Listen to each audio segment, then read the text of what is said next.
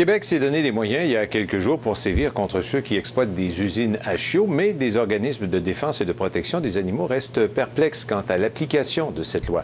Josée Cloutier. Il y en a combien au total? Au total, on a 200 chats ici.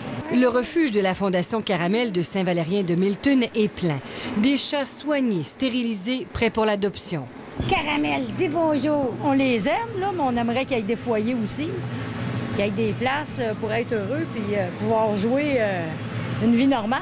Aucun ne sera euthanasié. On retrouve aussi une trentaine de chiens. Ils ont juste ouvert la porte, puis ils n'ont pas arrêté, puis ils ont pitché le chien. Il y a quelques jours, le MAPAC, la SPA de Drummond et Human Society portaient secours à 64 chiens négligés en Montérégie. Le même jour, pour contrer la maltraitance envers les animaux, Québec adoptait des amendements à sa loi allant de l'obligation de maintenir les installations propres aux amendes plus salées. Les amendes peuvent passer de 600 pour une première offense jusqu'à 36 000 en cas de récidive. Donc, on parle de multiplier par 10 les amendes qui existaient déjà. Les scandales d'usines à chiots ont maintes fois défrayé la manchette. Louise doute que les amendes auront un effet dissuasif.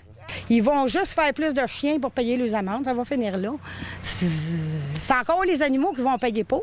On aurait certainement aimé qu'au moins symboliquement, il y ait une peine d'emprisonnement possible. Un pas a été franchi pour venir à bout de la surpopulation de chiens et de chats, mais c'est encore trop peu.